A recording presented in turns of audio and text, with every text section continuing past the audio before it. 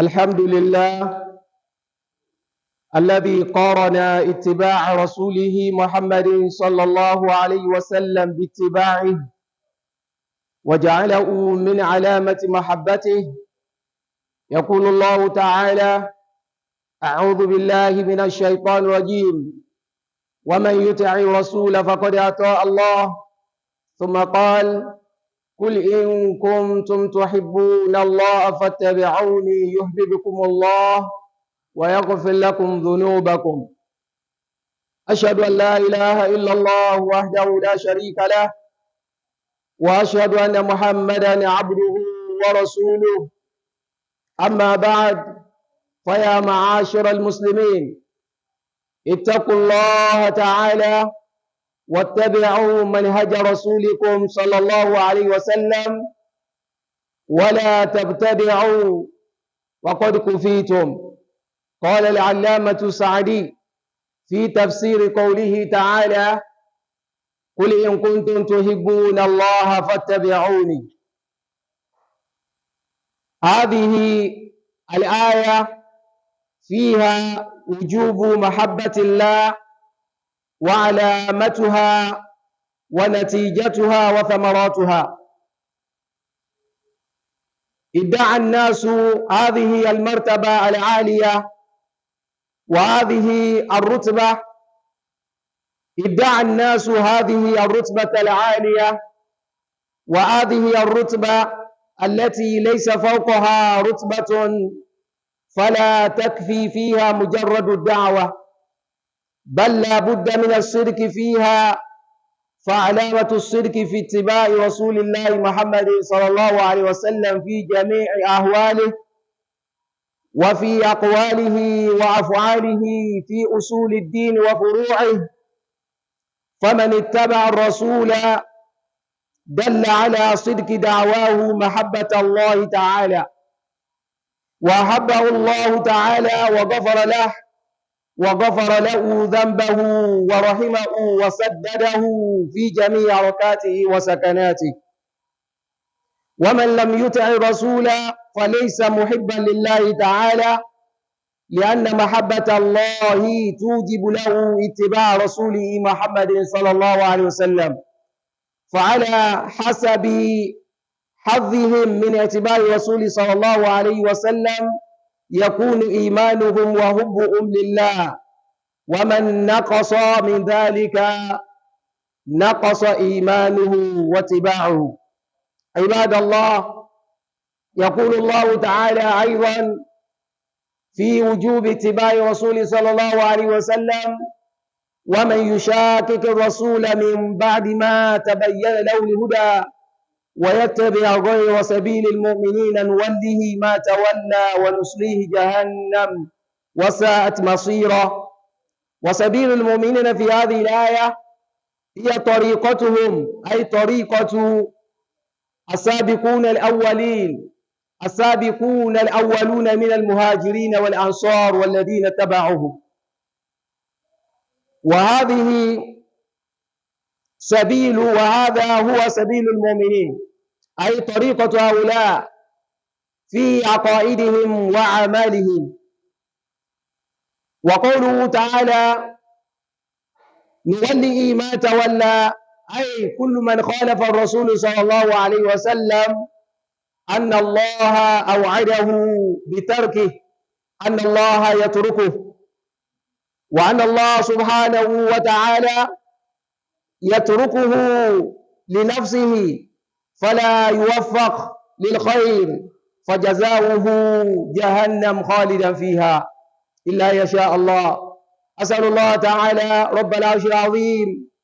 أن يرزقني وإياكم صدق محبة الله، ويعيننا على طاعة رسوله صلى الله عليه وسلم، لنكون ممن الذين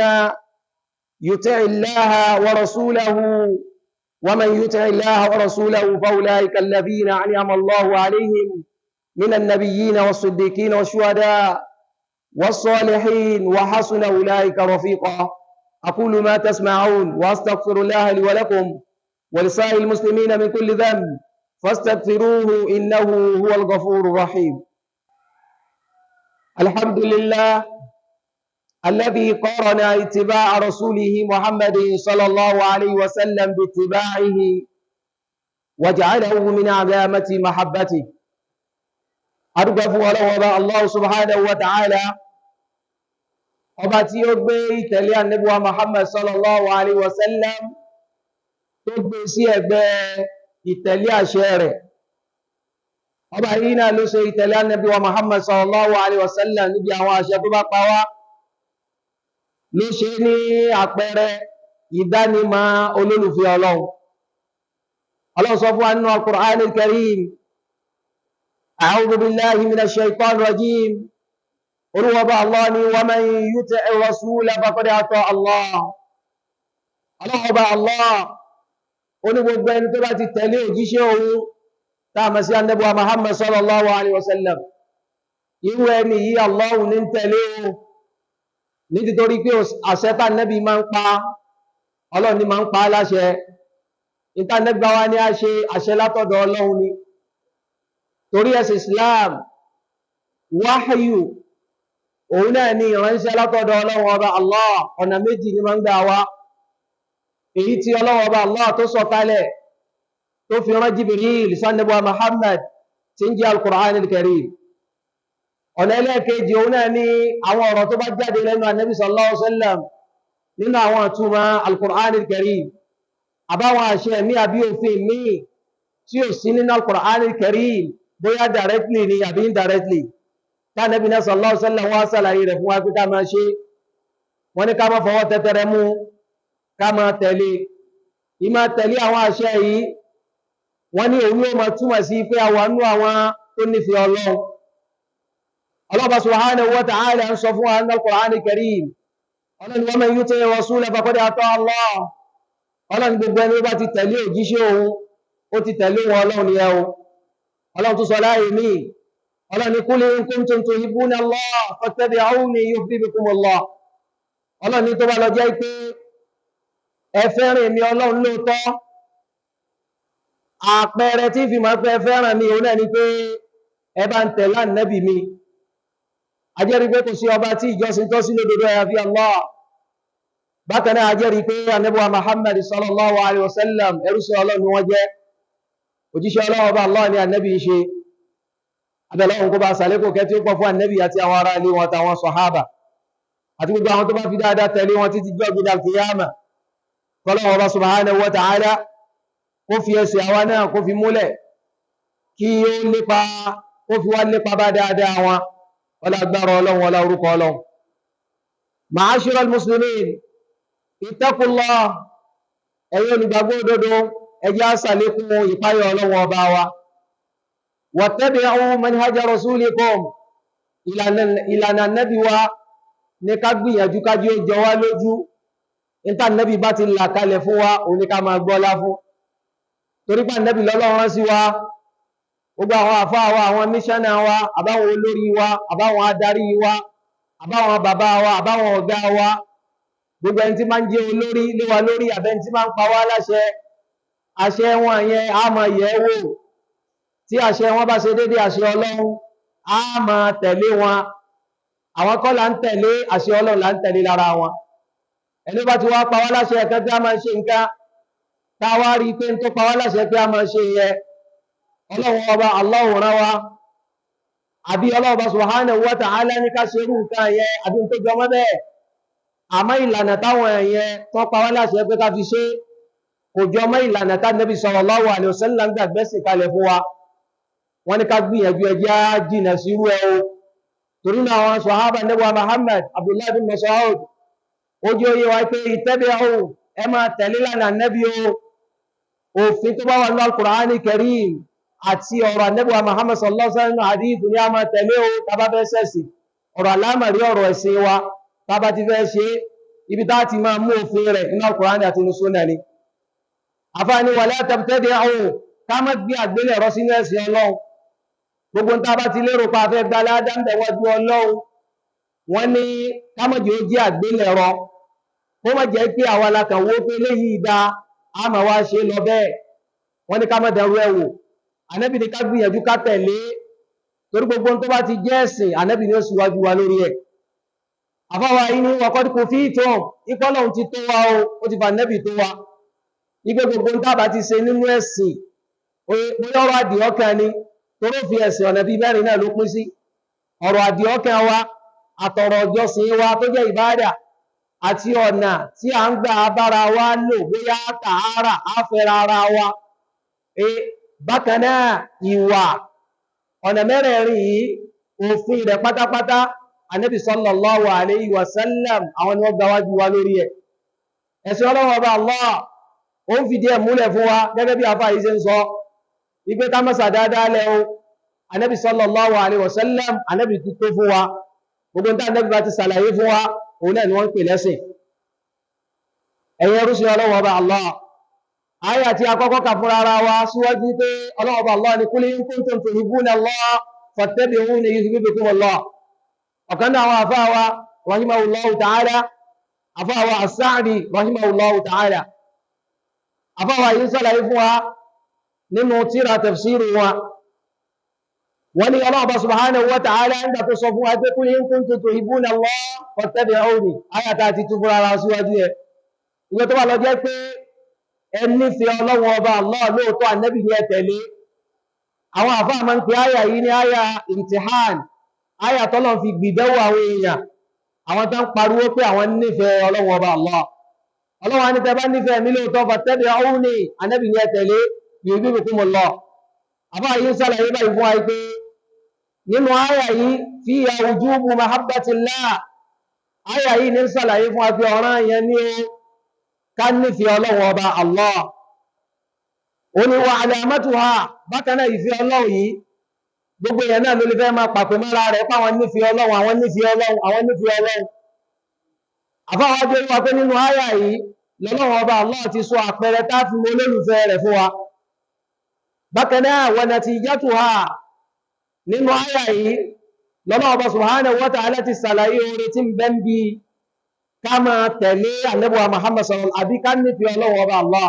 oore táàrí tàbá wá nífẹ̀ẹ́ Ọlọ́run Ọba Allah wa thamaratuha àti àbájáde àti èso dáadáa tí ìnífẹ̀ẹ́ Ọlọ́run Ọba Allah tí ó bí sínú sẹ̀mí ayé wa àfáàjẹ́ yíwa pé ọ̀pọ̀lọpọ̀ ní àwọn èèyàn ìdáhùn hadhihi ar-rutbatal 'aliyah wọ́n ń pàpè mára ipò tó ga yìí kí ni ipò tó ga tán sọ ń bí òun náà ní ìnífẹ̀ẹ́ Ọlọ́run wọ́n ní war-rutba wọ́n ní ẹ̀rí ipò tó ga yìí ipò tí ó ga tó yẹ pé allati laysa fawqaha rutba kò sí ipò tó tún ga tó kò sọ́lá èyí tó tún ga tó ìtumọ̀ rẹ̀ ní pé ipò tó ga jù òun náà ní kéèyàn nífẹ̀ẹ́ Ọlọ́run Ọba Allah tó bá lè yàn lọ́lá nínú Islam ẹni ó lọ́lá jù òun náà ni ẹni tó nífẹ̀ẹ́ Ọlọ́run Ọba Allah Ọlọ́run Ọba Allah ni inna akramakum 'inda Allahi atqakum Ọlọ́run ni ẹni tó lóore jù nínú yín kìí ṣe lágbáwá láàfí ń jọ́ọ̀jì rẹ̀ àbí mo ti ṣe ẹ̀sìn síwájú àbọ́jú orí láàfí ń jọ́ọ̀jì rẹ̀ Ọlọ́run ni inna akramakum 'inda Allahi atqakum ẹni tó lóore jù lọ́dọ̀ Ọlọ́run Ọba òun náà lẹni tó nípayọ̀ Ọlọ́run Ọba Allah jù ẹni tó sì nípayọ̀ Ọlọ́run ìyá àmà ẹgbẹ́ ń tọ̀ wà nínú àwọn olólùfẹ́ Ọlọ́run àfáàjọ yíwa pé ipò tó ga jù láyé òun náà làwọn èèyàn ń pàpẹ mára rẹ̀ yẹ wọ́n ní fala takfi fiha mujarradu da'wa wọ́n wá ní ipò yìí kìí ṣẹnu lásán láàmọ́ fi ń pàpẹ mára rẹ̀ o kìí ṣe pò táàkà máa ń fẹnu lásán wí bal la budda mina sidqi fiha wọ́n ní ipò yìí ipò tá ní òdodo lórí ẹni a lódodo ọkàn a sì lódodo a máa ṣiṣẹ́ tọ̀ a gbà lódodo àfáàjọ yíwa pé wa alamatu as-sidqi wọ́n ní táàfù wá máa pé èèyàn lódodo lórí ìfẹ́ Ọlọ́run lóòótọ́ ipé olólùfẹ́ Ọlọ́run ni wá lóòótọ́ lódodo wọ́n ní ittiba'u rasulihi sallallahu alaihi wasallam wọ́n ní máa tẹ̀lé Ànábì wa Muhammad sallallahu alaihi wasallam òní ó máa júwe fún wa pé olólùfẹ́ Ọlọ́run ni wá o fi jami ahwalihi wa aqwalihi wa af'alihi wọ́n ní olólùfẹ́ Ọlọ́run òun lẹni tí èyí ọ̀rọ̀ Ànábì wa Muhammad sallallahu alaihi wasallam sọ́tọ̀ ipé Nàìjíríà làwá wà eléyìí ò bá wa láàmú ọ̀rọ̀ Ànábì sallallahu alaihi wasallam eléyìí àlè lò ó àbí tí ń bá ní kí n lò ó ojú ó máa tì mí wọ́n ní gbogbo ẹni tí ó bá ní rúrò rí báyìí tó gbé ọ̀rọ̀ Ànábì sallallahu alaihi wasallam tó gbé ti àbí ṣe sí Ànábì tí ó wù wọ́n lẹ́ni yíò ṣe olólùfẹ́ Ọlọ́run wọ́n ní olólùfẹ́ Ọlọ́run ọba òun náà lẹ́ni tí ń lo ìlànà Ànábì Muhammad sallallahu alaihi wasallam tó bá fẹ́ sọ̀rọ̀ bá Ànábì ṣe gbé ọ̀rọ̀ kalẹ̀ fún wa ó ní ó máa sọ̀rọ̀ tó bá fẹ́ láti ọkàn àbó bá fẹ́ ṣèjọsìn kan ìlànà tá Ànábì gbé kalẹ̀ fún wa ni tó bá ti gbọ́ ọ̀rọ̀ Ànábì Muhammad sallallahu alaihi wasallam àbó gbọ́ ìṣesí Ànábì sallallahu alaihi wasallam bá Ànábì ṣe ní a máa ṣe ń bí ni àdìọ́kà tá Ànábì ní a ní ni Ànábì ní a takoru eléyìí wọ́n lólùfẹ́ Ọlọ́run lóòótọ́ yóò gbà wọlé lẹ́ẹ̀kan náà ni kò ní máa wò ó pé àṣẹ mo sì lè lo eléyìí báyìí wọ́n ní ẹni tó nífẹ̀ẹ́ Ọlọ́run ọba Allah lóòótọ́ kò ní kọyán ìtẹ̀lé tà Ànábì sallallahu alaihi wasallam kò ní kọyán rẹ̀ kéré wọ́n ní bákan náà fi usulu din wa furu'ihi bákan náà ẹni tó nífẹ̀ẹ́ Ọlọ́run lóòótọ́ gbogbo àwọn ọ̀rọ̀ ìpìlẹ̀ tà Ànábì mú wá fún wa yóò bàbàrà rẹ̀ yóò gbọ́lá fún bákan náà àwọn ọ̀rẹ́ tuntun tó jẹ́ àwọn ọ̀rọ̀ fíkì àbágbọ́yé kò ní fọwọ́ tẹtẹrẹ mú kankan mẹ́ kódà tó bá gbọ́ kọ́ wọ́n Ànábì sallallahu alaihi wasallam máa ń jẹun bákan àbá Ànábì sallallahu alaihi wasallam ọ̀nà tí máa ń gbà sùn ní àbá Ànábì sallallahu alaihi wasallam bí ti máa ń jòkó ní oye àti bẹ́ẹ̀ bẹ́ẹ̀ bẹ́ẹ̀ bẹ́ẹ̀ lọ wọ́n ní kò ní fọwọ́ tẹtẹrẹ mú súnnà Ànábì sallallahu alaihi wasallam wọ́n lẹ́ni yìí ló nífẹ̀ẹ́ Ọlọ́run lóòótọ́ àfáàjọ yìí wá pé faman ittaba'a rasul sallallahu alaihi wasallam gbogbo ẹni tó bá wọ́n tẹ̀lé Ànábì Muhammad sallallahu alaihi wasallam irú ẹni yìí dalla ala sidqi da'wahu mahabbata Allah ta'ala wọ́n ní irú ẹni yìí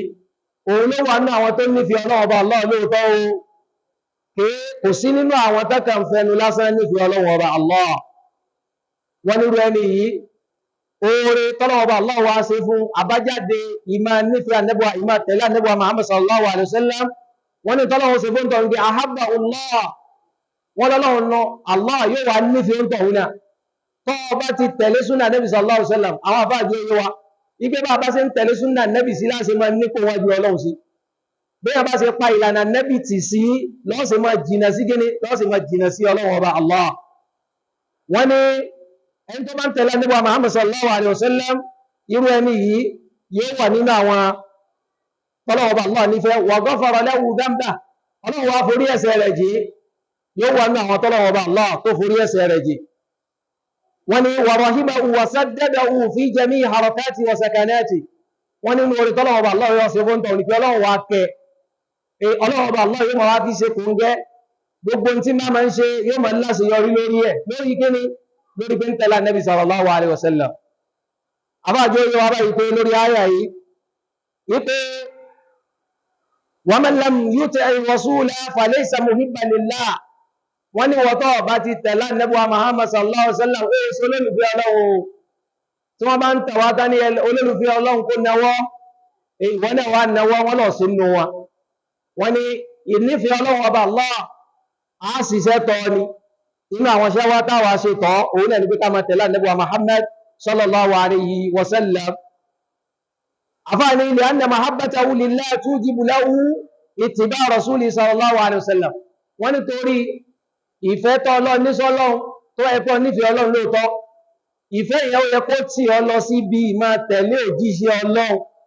ẹni tọ́ Ọlọ́run nífẹ̀ẹ́ òjíṣẹ́ ẹni yẹn ó gbọ́dọ̀ máa tẹ̀láṣẹ rẹ̀ pàápàá jùlọ ẹni tá a sọ kìí sọ ordinary èèyàn kìí ṣe bí irú èmi tó yẹ pé mo lè ṣe mistake kìí ṣe bí irú ìwọ tó lè ṣe mistake kìí ṣe bí irú àwọn àfáà wa tó lè kó sí mistake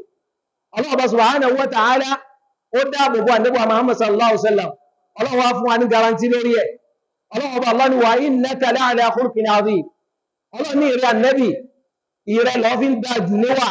Allahu akbar Ọlọ́run ó kọ̀nfàmù wa yàn so kí wá ló ṣe mí àti ẹ táà nílé kọ́ ṣe ìwà ẹni yẹn táà nílé máa hùwà bá Ànábì ṣe ń hùwà sallallahu alaihi wasallam ẹjá wọ́n pọ̀lọpọ̀ wa lónìí jàmá mùsùlùmí ìtọ́làjú ayé bá gbé wá àbí tásà wa bá gbé wá àwà gbọ́lá fún lórí oyé ìwà Ànábì Muhammad sallallahu alaihi wasallam nípa báyìí wọ́n ní Ànábì Muhammad sallallahu alaihi wasallam wọ́n ní inú tí a fi táà tó fi gbọ́rọ̀ máa tẹ̀lé òun náà ní pé Ọlọ́run subhanahu wa ta'ala sọ fún wa pé laqad kana lakum fi rasulillahi uswatun hasana Ọlọ́run ní Ànábì Muhammad ó tó fún yín lárúwòye dáadáa o gbogbo sẹ́ni ayé rẹ̀ pátá nínú àwọn àlámọ̀rí tá a máa fi ń súnmọ́ Ọlọ́run là ń sọ àsọ̀rọ̀ ayé o o lè kọ́ lé bó bá ṣe wọ́n kọ́ rú létà nẹ́bí òkọ́ o kò sẹ́nìkan tó fẹ́ mú ọ sí yẹn o lè burú mọ́tò tánẹ́bí sallallahu alaihi wasallam tánẹ́bí ògbó àmọ́ ń tẹ́sìn ọlọ́wọ́ ọba Allah tó fẹ́ kọ́ ọkọ́ sí lára nẹ́bí sallallahu alaihi wasallam òun náà ní kíni òun náà ní ìjọsìn fọ́lọ́wọ́ ọba Allah kọ́ ọkọ́ sí rẹ̀ lára nẹ́bí Muhammad sallallahu alaihi wasallam àfáàjẹ́ rí wa pé fa'ala hasabi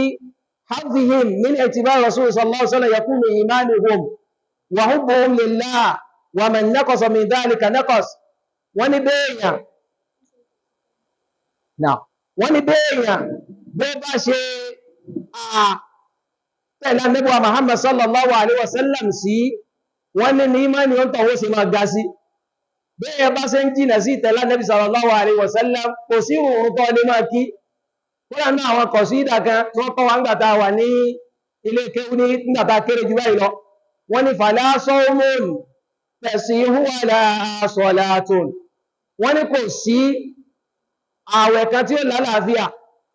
kò sì sí kí ni ìrun kan tí ó lálàáfíà kò sí ìjọsìn kan tí ó lálàáfíà tí ó bá máa sàṣàlátù fún Nabi sallallahu alaihi wasallam ìwọ́n sàṣàlátù fún Nabi sallallahu alaihi wasallam a sì gbọ́yé lónìí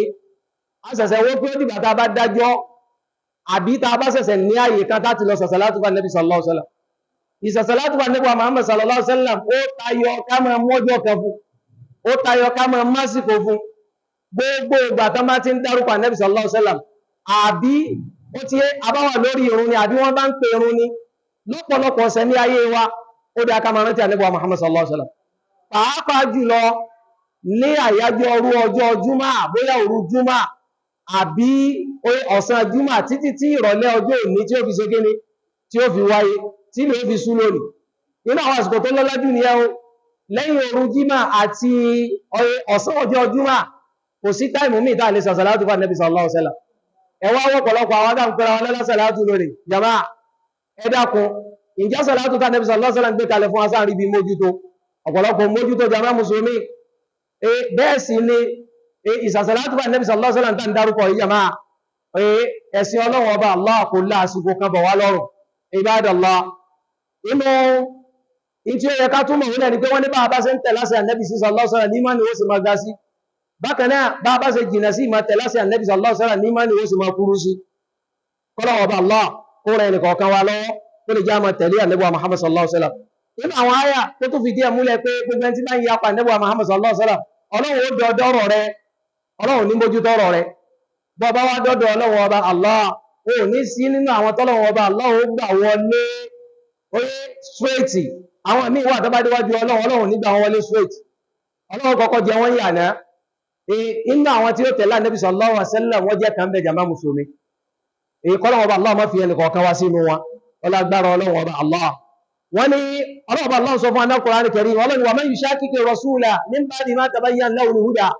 Ọlọ́run gbogbo ẹni tó bá ti yá pé òfin Ànábì tá a bá ní Ànábì ní ọ̀sẹ̀ nǹkan ọgá èlò èlò lò àbí ìtì ìgbọ́ káwọn afáwọ́ sọ ọ́ àbẹ́lẹ̀ yóò bá lu wa mú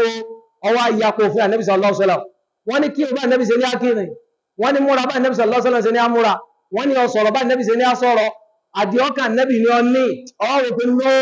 èmi ò lè ṣe Ọlọ́run gbogbo ẹni ó bá dẹ́rú ẹ̀wò min ba'di ma tabayyana lahu al-huda tọ́lọ́wọ́ ọba Allah tó wá ní kẹ́rì ó dé tí ẹ̀ kìí ṣẹni tí ò gbọ́ o but ọgbọ́ pé wọ́n ní Ànábì sallallahu alaihi wasallam ní àṣírá yìí ọgbọ́ bẹ́ẹ̀ ọwá rọ́bìṣì ọ̀rọ̀ Ànábì Muhammad sallallahu alaihi wasallam àbá àti à ń sọ̀rọ̀ lọ́wọ́ ní súnnà òṣìwò lélẹ̀ ìgbẹ́ ṣe súnnà ṣòkòtò ṣe súnnà ọrùgbà wá ní àbí ṣe súnnà ká máa múra nìkan ní àbó oríṣiríṣi ní àwọn ọ̀nà táwọn èèyàn máa fi ń yẹ̀yẹ́ súnnà Ànábì sallallahu alaihi wasallam wọ́n ní gbogbo ẹni bá dẹ́rú ẹ̀wò min ba'di ma tabayyana lahu al-huda wa yattabi' ghayra sabili al-mu'minin ẹni yìí ó wá rin ojú ọ̀nà míì táwọn olùgbàgbọ́ òdodo àkọ́kọ́ wá orin ọlọ́ni nuwallihi ma tawalla ọlọ́run ládàá dọ́rọ̀ rẹ̀ wa nuslihi jahannam ọlọ́run tó bá ti jẹ́ ògbìn alkiyama yóò wá wọnú ná Allahu akbar ọlọ́run má fi mi àti yín sínú wa o ká kírun ká gbààwẹ̀ ká ṣe dáadáa ká fọkàn sí dáa lọ bá pàdé wájú ọlọ́run oye kọ́lọ́run ọba Allah tó wá ó kọ́kọ́ wá fi àjẹyàn kéèyàn tó wà àlìjánnà ọlọ́run má jẹ́ mi máa burú bẹ́ẹ̀ o ẹnì kọ̀ọ̀kan wa náà kọ́lọ́run má jẹ́ máa burú bẹ́ẹ̀ àmọ́ àmì nìkan ọ̀ràn jẹ́ máa mùsùlùmí ìlànà Ànábì Muhammad sallallahu alaihi wasallam ẹjá gbọ́lá fún lẹ́nì kan bá ti sọ nǹkan kan fún wa nínú ẹ̀sìn ẹjá béèrè lọ́dọ̀ rẹ̀ pé sébà Ànábì ṣe ní a ṣe é nì nítorí pé Allah subhanahu wa ta'ala Ànábì ló gbé kalẹ̀ fún wa ní àríkọ̀ṣe dáadáa. Àwọn afáwà jẹ́ wá pé sabilul mu'minin tá dárúkọ níbi òun náà ní pé anything tá bá ti rí pé a fẹ́ ṣe nínú ẹ̀sìn Ọlọ́run ọba Allah a gbọ́dọ̀ ṣe báwọn sàhábà Ànábì ṣe ṣe àtàwọn tó jọmọ kéwú wọn àtàwọn míì tó jọmọ kéwú wọn. Ẹni tó bá fi ṣe nǹkan kan táwọn sàhábà ò ṣe àbáwọn ọmọlẹ́yìn wọn ò ṣe Ọlọ́run ọba Allah ní irú ń tọ̀ òun ó ti rin ojú ọ̀nà ní táwọn olùgbàgbọ́ òdodo rìn tó bá dijọ́ gbin alkiyama yóò jí àwọn ọjọ́ ọlọ́ nínú táwọn ẹni síwájú wá tí wọ́n ṣe tí wọ́n mọ̀ nípa ẹ̀ òun náà ní ká máa mú ọjọ́ mọ́lúdì Ànábì sallallahu alaihi wasallam ká máa máyẹ ọjọ́ mọ́lúdì Ànábì sallallahu alaihi wasallam. Kódà wọ́n béèrè lọ́dọ̀ ọ̀kan náà àwọn afáwa Sheikh Fawzan wọ́n béèrè pé akílódé gbogbo ìlú ni wọ́n máa ń ṣe mọ́lúdì gbogbo ìlú lọ́pọ̀lọpọ̀ ìlú àríkásọ bẹ́ẹ̀ lágbàlá ayé wọ́n fẹ́ sí ìlú kan tí wọ́n ní dìklẹ́ ọlúdé lọ́jọ́ mọ́lúdì àyàfi Saudi Arabia nìkan wọ́n ní kílódé títí wọ́n alágbára bẹ́ẹ̀. Sheikh Fawzan wọ́n dáhùn pé li'annahu laysa min ad-din nítorí pé kìí ṣẹ̀sìn ni tó bá yẹ pé sìn ni àwọn náà bàbá yín ṣe àwọn ni ó gbàwájú ń bẹ jàmá mùsùlùmí nítorí pé ṣíṣe mọ́lúdì yẹ wọ́n ní tashabbu bin nasara ìṣe sí àwọn kírísítẹ́nì àwọn ni wọ́n gbé wá kí wọ́n máa rántí ọjọ́ bí Ànábì Ìsá alayhi salam àwọn tó tún wá tó dáálẹ̀ ní ẹ̀sìn ọ̀daràn ni wọ́n yẹ ṣe ìyàn rẹ̀ tábà wá sọ pé bóyá pé àwọn ìyẹn láàmà wá kọ́ sí. Ó ti yé bá mi sí ààrí àkọọ́lẹ̀ fún nínú tírẹ́sì látòkèdélẹ̀ kódà kan lọ bẹ́ẹ̀ lọ́dọ̀ gbogbo àwọn àbáta ṣe já láti jọ ìfẹ́ tí ń sọ̀rọ̀ mọ́lúdì ẹ bá wo oye báàbù láti rí ọ̀rọ̀ báàbù mọ́lúdì nàbí lè rí bí tí wọ́n ti sọ kò sí nínú tíra àwa rí báàbù àrí chápítà fún tá a bá fẹ́ tọ̀ tá a bá fẹ́ yàgbẹ́ oye tá a bá fẹ́ wọlé wa tá a bá fẹ́ jáde nílé wa tá a bá sùn àwa rí chápítà fún mọ́lúdì subhanallah ìbẹ̀rẹ̀ yìí tí wọ́n lọ́pọ̀ máa Nabi sallallahu alaihi wasallam ṣẹ̀mẹ̀gẹ́ ní tí wọ́n bá lọ́pọ̀ máa ẹni tó tóbi kí ló ṣẹlẹ̀ sí nǹkan yẹn náà tóbi yìí tá a bá ti lọ́pọ̀ máa Nabi Muhammad sallallahu alaihi wasallam ó yẹ kí nǹkan yóò tóbi ẹ̀sìn Ọlọ́run bá lọ́wọ́ sọ ẹwà àwọn tí wọ́n jìyà pẹ̀lú Nabi Muhammad sallallahu alaihi wasallam ẹnìkan nù wọn ò dán orí kan náà fẹ́ fi mọ́lúdì súnmọ́ Nabi sallallahu alaihi wasallam kò sí kásì mọ́lúdì ọjọ́ Ànábì kò sẹ́nìkan nù wọn tó fi lóun fẹ́ súnmọ́ lọ àwọn sàhábà ò ṣe àwọn ọmọ kéwu wọn tábì ń wò ṣe àwọn tó tún jẹ́ ọmọ kéwu wọn ò tún ṣe Ìmáàmù Málíkì ò dá sí jàmbá tó wá sì jẹ́ pé ń bẹ nú ẹ̀sìn ló yẹ ká rí inú tíra wọn gbogbo àwọn táwọn pariwo pé àwọn ará Áfíríkà ń bí ọmọ kéwu Ìmáàmù Málíkì ni wa Ìmáàmù Málíkì ó ti yẹ wọn ò ṣe mọ́lúdì ìjọ òlọ́jọ́ mọ́lúdì wọn so èyí tó kàn nú ẹ̀sìn wa ó tayọ kí ni kálá ń ṣe mọ́lúdì fún Ànábì sallallahu alaihi wasallam ìta fẹ́ rántí pọ̀ ọ̀rọ̀ Ànábì sallallahu alaihi wasallam ó ju ká mú ọjọ́ kan lọ ọjọ́ kan ṣoṣo láàrin ọdún Ọlọ́run sì sọ fún wa pa Ànábì ké wọ́rọ̀ fáánà láka bí kéwàká Ọlọ́run láàmà gbé ìrántí Ànábì ga kó wá jẹ́ pé ọdún kan láàmà fi gbé ìrántí Ànábì ga ó bu Ànábì kù ní yàrá bákan náà wọ́n tún ní inú aburú tí ń bẹ́ẹ̀ bẹ́ẹ̀ ó lẹ́ni pé ẹnu àwọn àfa kòkò lórí oṣù wo ni wọ́n bí Ànábì sallallahu alaihi wasallam àbí déètì wo ni wọ́n bí Ànábì àmẹ́nu wọn kò lórí pé on the 12 dẹ́n pé lọ́jọ́ bí Ànábì yẹn on the 12 yẹn ló jáde láyé lóṣù rọ̀bí òlà wà so ìdí oyè wa bẹ̀ pé ṣé à ń dunnú pé Ànábì jáde láyé ni àbá ń dunnú pé à ń sọjọ́ bí Ànábì ọ̀kan náà sọ àbá Ànábì wọ́n pè ní Anas ó ní kò sí ọjọ́ kan tí ó kùnkùn ọjọ́ ayé yẹn lágbára lórí àwa mùsùlùmí tó ju ọjọ́ tí Ànábì jáde láyé lọ nítorí pé ìmọ́lẹ̀ Ọlọ́run ọba Allah ló jáde kó láàrin wa yẹn tí nǹkan kan bá ṣẹlẹ̀ àwọn sàhábà àwọn ọlọ́pàá Ànábì sallallahu alaihi wasallam pé nǹkan ṣẹlẹ̀ o ṣàlàyé bò láti ṣe o ẹni táwọn wá béèrè ọ̀rọ̀ ẹ̀sìn lọ́wọ́ rẹ̀ kó wá jáde láyé wọ́n ní sí ọjọ́ yẹn ló yẹ ká máa wá láàbí ṣayẹyẹ kálá ń yọ ni wọ́n ní tá à ń ṣe à ń sọjọ́ òkú Ànábì sallallahu alaihi wasallam òkú Ànábì là ń ṣe sallallahu alaihi wasallam bẹ́sà ń dunu níjọ́ yẹn bákan náà àwọn àbá fún wa lára pé àwọn tó dá kíní yìí lẹ̀ wàhálà tó fẹ́ jó ṣẹlẹ̀ láàrin wa náà nìyẹn ipe wọn fẹ́ ká mú ọjọ́ tí wọ́n ń sọ ipe ká máa ṣe mọ́lúdì Ànábì yẹn ká máa yọ lọ́jọ́ yẹn ọjọ́ ìsìn Ànábì jáde láyé kiri ọmọ ìyá mi tó kanú ẹ̀sìn wa ó tayọ mọ́lúdì Ànábì sallallahu alaihi wasallam àdìọ́kà Ànábì ṣe gbogbo ẹ̀ láti gbàtà ìjọsìn débi àti yín ṣe sáà ń ṣe bá Ànábì ti ń ṣe sallallahu alaihi wasallam ìwà Ànábì sáà ń mú wà Ànábì ló jama ọ̀pọ̀lọpọ̀ wa mùsùlùmí lónìí jama àwa la fẹ́ bàjẹ́ jù láwùjọ nígbà tí àwọn kan tí wọ́n ń wo pé wọ́n wo àwọn tí wọ́n ń ba ayé jẹ́ jù láwùjọ wọ́n rí pé àwọn olórin wọ́n wá wá díẹ̀ dáadáa wọ́n rí pé àwọn tí wọ́n kọrin yẹn ọmọ mùsùlùmí ló pọ̀ mẹ́ ó tiẹ̀ ọmọ kan tán ni wọ́n ń pè ní Portable wọ́n là bíbù ni wọ́n ń pè ó tiẹ̀ wọ́n ní wọ́n pọ̀ ọmọ kan Naira Marley ọmọ mùsùlùmí wọ́n wá ká gbogbo wọn ó tiẹ̀ lẹ́yìn Mohbad tó jáde láì tán náà pè ní Christian yẹn ọ̀gọ̀rọ̀ wọn ọmọ mùsùlùmí bóyá bí àná àbíjẹ ìta ni lórí Facebook báyìí mo kàn sí báyìí mo rí ọmọ tó ń pè pọ́tẹ́bù yẹn lẹ̀ ó lóun jó báyìí ó sì bọ́ sókò tó ń di báyìí mo wá ronú pé ó sì bọ́ sókò tó ń di yẹn oye ọ̀pọ̀lọpọ̀ náà àwọn ọmọ náà tún gbà wọn làwọn fẹ́ máa jó bẹ́ẹ̀ o la ilaha illallah wọ́n sì ní káwọn mú ha Suratul Fatiha sórí wọn ò rí ha wọ́n ní káwọn ọmọ kan ha Ayatul Kursi kan ha sórí wọn ò rí ha àmọ́ orin àwọn ọmọ wa rí ha jàmá ẹjẹ́ àfúrà àwọn mùsùlùmí o oye àlìjánnà ọlọ́wọ́n ọba Allah torí wa lọ́wọ́ fi gbé kalẹ̀ o kò tún wá ní dáká wáyé ó ti yẹ ká jẹ́ mùsùlùmí ká tún wá lọ wọlé lọ́wọ́ o so mo pe ọlọ́wọ́n ọba subhanahu wa ta'ala fẹ́mi àti yín pé ìṣesí ànábì sallallahu alaihi wasallam kọ́lá wọn sàjọ bí ẹnì kọ̀ọ̀kan wa lójú o ìfẹ́ ànábì lódodo kọ́lá wọn gbogbo rẹ̀ fún wa o àbí Allah subhanahu wa ta'ala ó sì wá lọ́mọ lẹ́yìn ànábì sallallahu alaihi wasallam lódodo kọ́lá wọn fi wá sínú àwọn tẹ́lẹ̀ kan pàpẹ́ mọ́ra kọ́ wọn lẹ́yìn ànábì ni wọn kọ́lá wọn sì wá lórí rẹ̀ àbí Allah subhanahu wa ta'ala kó ṣàánú wa nínú wa Nàìjíríà kọ́lá wọn sábà tún lu wa ṣe àwọn olórí wa kọ́lá wọn sábà kọ́ wọn ṣe Allahumma a'izz al-islam wal muslimin wa adhill ash-shirka wal mushrikin ودمر أعداءك أعداء الدين ربنا لا تزغ قلوبنا بعد إذ هديتنا وهب لنا من لدنك رحمة إنك أنت الوهاب اللهم ارفع راية السنة في كل مكان اللهم انصر السنة وأهلها في كل مكان اللهم اجعلنا من أهل السنة والجماعة إنك على كل شيء قدير اللهم آت نفوسنا تقواها وزكي أنت خير من زكاها أنت وليها ومولاها سبحانك اللهم وبحمدك أشهد أن لا إله إلا أنت أستغفرك وأتوب إليك أقم الصلاة